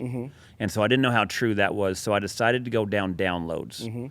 So now I'm just going to try to get it to where, say, a beginner roper that's learning how to catch his horse for the very first time and saddle it, how to uncoil the rope. I'm trying to go down the whole list of how a guy would get started roping. Yeah. And that's going to be one download. And then I can keep going down those downloads for a while because I don't want to quite get set. I want to get too big, to, like you say, to where I'm chasing credit cards and I have to hire all these people. I'm trying to see how I can manage it with the team that I have built right now. And I don't that's think the there's route I'm anything going. wrong with that, mate. Just you know, I always used to think big is better, and I now know at 49 it's not always better. Sometimes it is, but a lot of the time it's just more headaches. It's more problems, more headaches, more solutions. You end up with, when you get too many employees, you just end up being a professional fucking babysitter. Well, Bobby said this about Susie. Well, fuck Susie, you know, and HR runs your fucking world. Yeah. You know what I mean? But Well, what I found out about them is that you hire them by the job. yeah. Yeah, if you can do Then a lot I know. of independent Then I know contract- what. Now I know what's going on. Yeah. And so now that I've been doing the clinics and I finally got my website, I promised myself I would not rope or compete until I got my website done. So then now to kind of like celebrate. So I've still got one good horse left that didn't vet, because when I liquidated all of them, he didn't vet, so I kept him. And so now I've entered a few jackpots, and then I've got one horse that we raised on the fraternities. And what I like about those is I pick 3 jackpots, and those are the ones you enter one time, and they're 6 head, so you can literally run up there and go catch them and go win something. The fraternities, I love it because every time I go to Trevor's or I go to any of those guys that are the best fraternity trainers, they're all my buddies, and I get to go ride them, what little bit I learn. What little thing I learned, well, it makes me a better teacher. See now, now they're now intertwining. you're a free agent. Yep. Now It's you're on a my free terms. agent. You can go anywhere you want. I would encourage you to keep 1 or possibly 2 nice horses around for your own personal enjoyment. Because if That you only do relaxing. clinics, Yeah. you'll get burnout like I did. If you're only doing clinics, that's why when I was doing all the clinics, even though I couldn't train very many fraternity horses, I still liked them being in training because I could fly up to Sean's and go see Florida. I could go to Andrea's and go see that one. I could still stay in the game. Yep, stay in Does the that game. make sense? Yes. So I would encourage you to keep 1 or 2 nice horses around because 1, it's good for your sanity. Yeah. Because when you go to a clinic, there can be a bunch of junk there that you have to get on and ride and fuck with. And when you get home, it's just nice to have a good old solid horse that knows his job, keeps your timing better, and you say, hey, I'm just going to go over here and ride with this guy for 3 or 4 days and get away. Yep. Get away from that type of stuff. So busy again for the next year doing clinics. You're going to stay on that route. Yep. Yeah. Now that I have a website, a landing page, now we're going to start filming, and so yeah, I'm excited. Like I say, to do 40 clinics, this is kind of where it starts winding down. And your clinic's 2 or 3 days long. Both. Okay. Most of them are 2, but I've got so many repeats now that sometimes I'll have an extra 3rd day for the people who've already been basically a 1-day tune-up session. Yes. Then have another 2-day clinic, and so Yes. yeah, it's starting to grow. But yeah, you know, to be able to still enjoy the clinics, because I think when I'm studying it and my head's in the game, I'm watching these guys, and I'm going, the fraternities is what's the best, because that's the blueprint of a team rope and run. How good that guy, because now you're getting scored on those maneuvers. Yeah. How well that horse is in the Where box. before it was all just timing. Well, it was to go Not timing, but the time. It was whoever got done first. Right. So you're banding the horse. You're just trying to turn the steer. Yeah. Well, now they're showing people, because what those rope horse fraternity runs that they make would win a 13 roping down to the 7 roping. That's 85% of your ropers. So what I get to do studying those runs in the futurities has helped my by teaching and understanding how to make those runs, because the good thing about being judged on those runs at the futurities is there's also a time. And so now, how are you going to beat Trevor a little bit faster? How are you going to get there faster? Now there can't be any of this. It's got to be a straight line. Well, because a lot of times when a guy will rope with his right hand, then his left hand's going all over the place. Yeah. Well, now you got to learn how to teach people how to do both. They got to separate you win with your left, but you rope with your right. You got to separate them. Yeah. And so, are most of your clinics more for the beginner, intermediate level of roper? Yep. Yeah, that's where the money is. I made the money from. Well, it's 85% of the ropers. It is, absolutely. So I love where it's at. I made all my money from people just getting started. Why does my horse bite me on the ass when I get on? Why will he not stand still for the farrier? That's their money's as green as anybody else's. Yep. Well, what I've learned is if I could put the same effort into teaching and my business as I did when I was rodeoing, so I don't get hard on myself anymore. Now there's times where I'm mentally drained. Yeah. But I used to be real hard on myself when I roped. And I always told myself, if I would have treated myself like I was my own best friend back then, and know that if I worked really hard and surround myself with the guys that are really good, I'm going to get better. Yeah. And so now I take that mentality into my business to where then I enjoy it. You're gonna have to be on this grind. If you're gonna be successful doing clinics and you're gonna put some money away and bank some money, you're gonna have to treat it like you did when you're on the road. It is a business. It is something that you just can't do part-time. You can't be successful part-time. Yeah. My only advice to you, mate, sounds like you're doing phenomenal, but my only advice is when you get back from a clinic, take time for you, whatever that is. Go on and see some other guys, go rope with some other guys. Maybe just go out there. I know, towards the end of my career, I'd come home and all Tuesday, I'd just go to the movie theater for the whole day on Tuesday. And just sit there by myself and watch 6 movies in a row. I didn't give a fuck what the movies were. I just want to be left alone. Let that mind kind of come back. Left alone. Because I was so exhausted of talking and telling people and listening and all that shit. I just enjoyed that. So just take care of yourself. I did not take this advice I'm giving you. Ken Bray gave me this advice probably 7, 8 years, probably 4 years before I retired. He called me up one time and he must have known I was going off the rails. He said, I want to talk to you about something. I said, what? He said, do you know why a 3-legged chair walks? And I said, no. And he said, a 3-legged chair walks because you need all 3 legs. If one of those legs breaks, the 3-legged chair doesn't work anymore. And he said, Clinton, you're running so hard and you're running so quick and you're going to fucking fall off this chair. One of these legs is going to break off. I'd already had 2 divorces. I'm already drinking too much. I'm kind of going through a little bit of a bankruptcy thing as far as, I didn't go bankrupt, but I saved it just before we got to that point. You know what I mean? And he was trying to warn me, take your foot off the accelerator. He looked at me one day and he said, the problem with you is you're a fucking idiot. He said, you ran a marathon like it was a sprinting race. Like you did the 100-meter dash, as fast as but you did a marathon like that. And you wonder why at the end you don't collapse and die of a heart attack. I laughed at him and I said, you're exactly right. Yeah. It's so just they're the things that I wish I would have had. And I did have some mentors, but I was also probably too stupid and pig-headed to maybe listen as much as I should have. But when Ken did speak, I did listen to him because he didn't speak often, but when he did, I paid fucking attention to it. You know what I mean? And him giving me the permission to retire and just enjoy what I do. Now I do the 3 tours now a year. We probably have 1,500 people show up to a tour. I'm neutral. When I get done with the tour now, Charlie, I don't love it. I don't hate it. That's a big deal for me. If I can teach for 2 days and walk away, I can be tired, but I don't love it, and I sure don't hate it. That's huge for me at my career because it got to where I just hated it.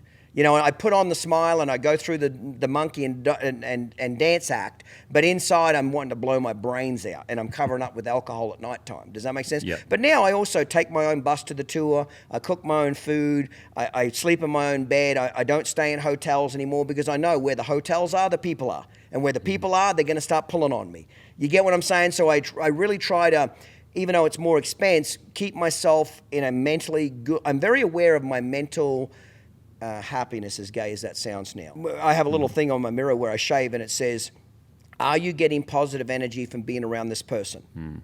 And and there's a question mark, and then it says, if not, get rid of him immediately. Yeah. I'm very sensitive about that now. If I have a conversation with somebody and they drain me when I walk away, I try not to talk to that person again.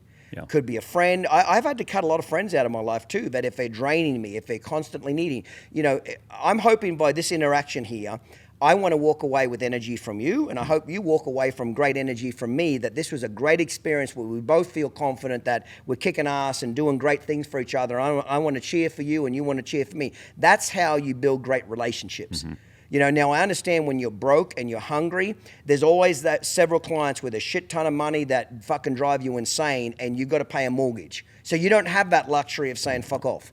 You have to, yes sir, yes ma'am, I understand, I get it. But as soon as you get to a point financially where you don't have to do that, it's liberating. It's true freedom. So for every young person out there, save your money, invest your money, put your money to work for you. So one day when there's a pain in the ass customer chewing your ass or giving you trouble, you can just politely say, ma'am, you need to go somewhere else. But one of the best books I ever read was Rich Dad, Poor Dad. Oh yeah, great book. That was probably the one that really reframed on how I thought. Yeah. So then, to be able to retire from roping and be able to retire from training horses is tough. But if there's that extra money where you're learning how to put it to where you know how to make money at night and make money while you're sleeping, that's another huge, great huge book. advantage. It's very simple concept, but very powerful. It's called The Richest Man in Babylon. A great book. It's kind of written in a language of, 1,000 years ago. So you got to kind of, I listen to a lot of audio books. Okay. So you got to get over that part. It's kind of written in old language. But I'll give you the general premise of it. The Richest Man in Babylon. If you take the first 10% of any money, so I shoe a horse for you, you give me $100. I take $10 and put it over there. And that, for everything that I do, anything I make money, the first 10% gets put in a pile. That money then gets invested. When you invest that money, again, whatever is the first 10% that you make off that money goes back into that pile. Does that make sense? Mm-hmm. So, and you people will say, well, Clinton, I can't give 10% because I'm strapped. He says, and it's very true, you will figure out a way to make it work. Yeah. You will change your lifestyle so that the 90% that's yours, you will figure out how to live off that 90%. And it's a very simple concept, but extremely powerful. Take the first 10% of anything you make, always goes in this pile, not after expenses. You know what I mean? The first 10%, somebody gives you a check for $100,000 and the horse, you really had 90 in it, you're still taking 10 and putting it over here. That was a great book. Ian Francis read that one. Ian Francis is won the Reining Futurity in Australia 5 times, the Cutting Futurity a couple times, reserve champ a couple times. He's worth about $20 million. That's a lot of money for an Australian horse trainer. That's not a little bit of money. That's a lot of money. He could write a big fucking check. And he was real smart about his money. He invested his money. He never got married, which means he never had to give half his wealth away. You know what I mean? He didn't have any kids. I mean, he was also tight as a fish's ass when it came to spending money too. But that guy taught me a lot about making money work for you. Now, a question I would have for you is, was that 10% that just goes towards investments? How much of it do you put back in your business? How are you dancing back and forth? The 90. The 90 is what you reinvest, put back in your business. The first 10% is only about making money. Got it. Does that make sense? Mm-hmm. That is the first pile that's over here. And that pile is not to build your business, not to build a website. It's only for things that will make more money. So whether it's a Roth IRA, whether you're saving it for a rental or whatever it doesn't give you advice on what to spend it on. It just says that's your seed money. That's where you're going to start. That's where you're going to look for. That's where you're going to look for. Mm-hmm. And again, let's say you invest it and you make $100 off your first investment. $10 of the 100 goes back into that pile. Mm-hmm. You know what I'm trying to say? And then the other 90 goes over here to do something else. But that was a great book, The Richest Man in Babylon. So I've had a lot of people walk up to me with the podcast and say, Clinton, thank you for taking the shame away from money. Thank you for letting me charge what I need to charge. Horse trainers have got this sick, self-deprecating fucking guilt about I can't charge this because nobody will pay it. No, they will. Do it. Well, I've been doing podcasts, and so I get to talk to a lot of the rope horse futurity guys, and I'm out of the loop. And so I've asked a couple of them, what is the going rate now? And some are still getting $1,000 for a month. Crazy. I think one of the highest guys they told me the other day was like $1,600 a month. I'm like, that is it? Yeah. Like a brand new Mexican steer is $1,200, $1,300. Yeah. hay last year was $200 a round bale. How in the heck does that Every work? horse trainer in the country minimum needs to be on $1,000 a month board and $1,000 a month trainer. Minimum. But then you look and there's 35, 40 heads stacking up, and you're like, but they don't have to take 30. If you can charge enough, you don't have to take 40 head of horses. You could take 20 and do a better job on those 20. Mm-hmm. You're taking 40 because you can barely breathe. Yeah. If you took 20 and doubled the money, you could do a way better job on those 20 head. We get $7,500 for 6 weeks training Charlie. If you send a horse to us for the academy program, we get $7,500 for the training, $1,000 a month for the board. But we work with it for 2.5 hours. and that's for 6 weeks, correct? 6 weeks. Mm-hmm. Yep. It's a money back guarantee too. So even though it's not in training for 10 months, we don't need it for 10 months. But each student, they're my certified people, but each student only needs 3 horses. We don't need 30. Yeah. 4 at the most. Mm-hmm. So people will pay for quality. We don't need 40 horses in training. You know what I mean? Give them, but when you're trying to play the numbers game, it's like you can't outrun a bad diet. Doesn't matter how much you run. If you're eating shit, you can't outrun it. When you keep taking on more and more horses thinking that's how you're going to get ahead, you can't outrun that business model. It doesn't work. Yeah, that's an old business model, isn't it? It's not going to work one. anymore. What do you think has been the biggest blessing and challenge of you converting from being on the road roping and being a competition man? We'll call it competition. The tiger trying to beat everybody, to now you're a teacher and you're on the road. What has been one of the greatest lessons you've learned in a positive way, and maybe one of the things that maybe bitch in the ass, or man, I didn't expect this, or this was tougher than what I thought? I think the blessing has been how much better my teaching has gotten, how much better my horsemanship has gotten, because I've had to try to learn how to articulate it. Mm-hmm. I had to learn how to teach it. And the things that I wished I'd have known 20 years ago in my career that I've learned now by learning how to teach it has been a blessing, and it's been great to be able to help that many people. I would say the tech, going through the Very techies, that was a big bloody nose, but that's where the learning is. Yep. One of the things that it seems like, like I said, I'm tired of braiding myself. I'm tired of talking down to myself like I did when I was rodeoing. And as you move on, learn from it. And I just, having Ken Bray in your corner is huge. Yes. Having someone that intimately understands the industry. Mm-hmm. Being able to access to some of the best guys out there. Being able to rodeo as long as I did, knowing a lot of the people. And so having the respect amongst people, knowing that if I did ask them something, I'm not going to waste their time. Yes. But I would say sleep, making sure that I got enough sleep before my clinic to make sure that when I got there, that I can give 100%. Yeah. And if that means you get a separate hotel where you don't go eat with them that night, where say, hey, can you come out to dinner with us? I tell you what, I'd love to do that on Sunday, but while we're at the clinic, I want to be recharged, and I want to give you the best of my ability the next day, so I'm going to politely decline coming to dinner tonight. When you say it in the right way, they won't be offended. Absolutely. Especially when you pitch it, I'm doing this for you. You know what I mean? Protect your sanity. That's the one thing I didn't fucking do. I was the Energizer Bunny, and I just didn't respect enough that one day you run out of energy, which means you run out of your mind. If you could go back to yourself, we'll wrap up here pretty soon, mate, but if you could go back, Charlie, to yourself as a younger version of yourself, a 20-year-old Charlie, a 21, knowing that, what are you now, 53? No, you're younger than me, 46. What do you think you would tell yourself? I'm not saying we would have listened to ourselves, but could you tell yourself anything that you'd like to learn? I would have said learn to let it happen. I was constantly trying to make things happen. When I was making things happen, it was amazing how much I got in my own way. I wished I would have knew how to treat myself. Like I said, grew up in a rough house, a lot of things that, kind of develop your internal monologue. Yes, they do. Learning how to talk to yourself. Probably one of the best pieces of information that I heard was a guy named Alan Bach. He was a Hall of Fame roper, and I roped with him one year, and I missed a couple in a row, and he told me, he says, man, you sure are hard on yourself. I said, well, I've got to be. If I'm not going to be, who's going to be? He's like, well, that's one way to look at it. He goes, who are your best friends out here? So I told him, and he said, if they miss one, would you tell that guy, your best friend, the same thing that you told yourself? Yeah. And I said, no. And he goes, well, how come you don't talk to yourself that way? It's awesome. And I actually turned around and walked away. I think he thought he offended me. He goes, where are you going? I said, I'm going to buy myself a beer. I said, I've got a lot of apologizing to do. I love it. And I never really thought about that. Yeah. I live with myself every day. I'm around myself every day. You are what your thoughts are. One of the greatest books that just popped in my mind that I ever read several times called Psycho-Cybernetics. Have you ever read that one? Psycho-Cybernetics. That was a great one. What you think and what you say is what you are. You know what I mean? You've got to be, I always say this, when you're in the public's eye, there's enough people attacking you, Charlie, and trying to throw you under the fucking bus and throw you in the mud. You got to be half arrogant to be in the public's eye. A lot of people say that about Clinton's fucking arrogant. He's this, he's that. When you do what I do for a living and you deal with hundreds of thousands of people attacking you, you better not have a chink in your armor. Yeah. Because there's a little chink in your armor, they're fucking coming for you. So if you don't believe in yourself, nobody else will. If you don't think you can be the best, nobody else will.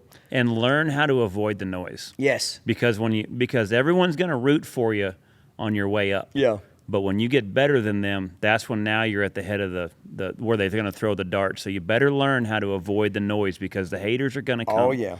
And to learn how to, I've gotten to where my crowd, I wouldn't know if I'm hated or anything because I just don't listen to them and I don't hear them because I don't put myself in those situations. Now, I couldn't have said that I always did that. Yes, yes. And now it's just, I think, a mental maturity to where you can't please everyone. And I know the guys that are successful, they're usually not throwing many darts because they're trying to get better themselves. Everybody that's throwing an arrow at you is behind you for a reason. Ian Francis is saying, if somebody's kicking you in the ass, they're behind you for a reason. You never get people attacking you that are doing better than you, making more money than you, more successful than you. Because when somebody's in front of you, think about it, okay? I'm out in the front of the pack. For me to turn around on my horse and shoot somebody with an arrow, that takes a lot of effort for me to turn my body. My horse is galloping straight, and I'm trying to shoot you. I'm too busy trying to win. You only get arrows from people that are behind you. So the lions don't care what the fucking sheep have to say. Yep. So you have to literally laugh at it. In fact, learn how to be a lion. Take it even one step further. Learn to appreciate it because when they're hating on you, you're successful. Yeah, You know- I would say any young kid listening, learn how to be a lion. Yeah. You don't give a crap what the sheep think, and if that's your circle, get the hell out of that circle. Absolutely. When you stop being hated on, when I stop being really hated on, my career is 100% over. I'm well aware of that. When I stop being hated on, I'm done at that point. As long as you're hated on, publicity's publicity, whether it's good publicity or bad. I don't want the haters to stop because they're making me more money. So that's a big deal, is having the confidence and knowing that you're getting somewhere. Just the fact that they're hating on you means you're accomplishing something, you know? Charlie, cheers to you, mate. Thank you for taking the time to be here today and tonight and do this. I'm looking forward after this podcast, going and have a couple of cocktails and a steak dinner with you and getting to know you better. I have a lot of respect for you for being able to change from one industry to something else. I had a tremendous amount of respect for you by doing the consult call for me because, to me, that's another professional.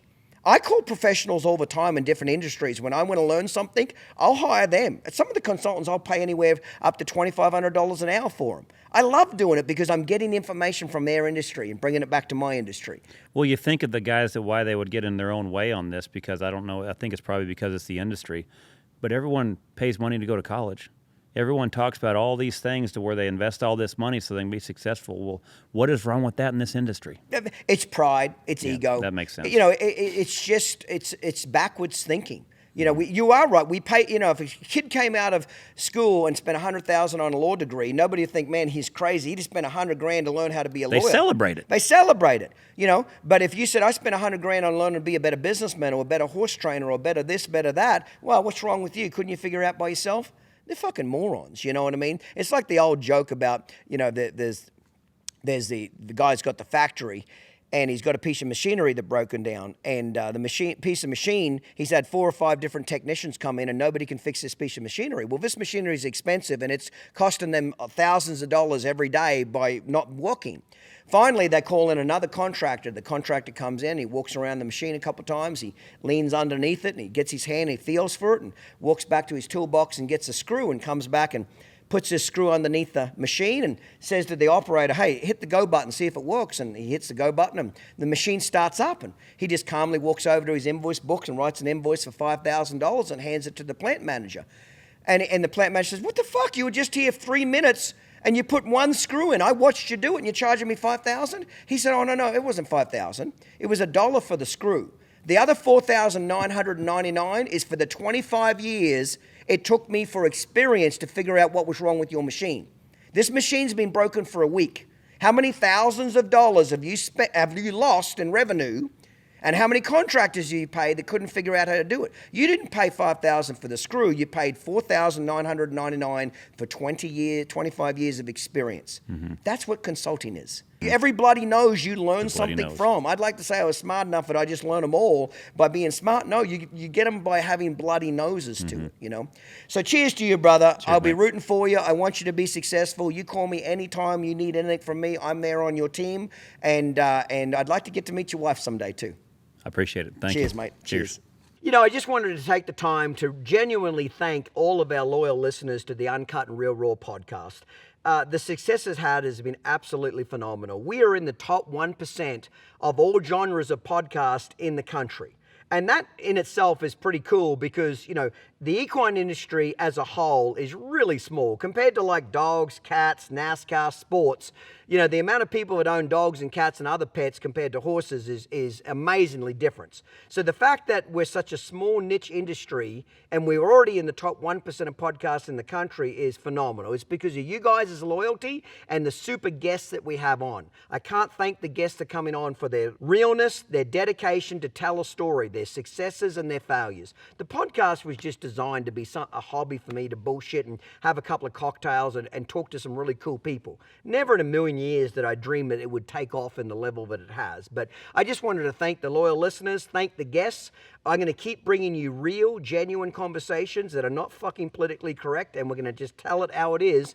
And we just thank you for your support, and I just wanted to reach out to you. Thanks, guys. Today's episode is brought to you by Coal Creek Equine, makers of the best equine spa in the industry. If you want your horses to be world champions, you better put them in a Coal Creek.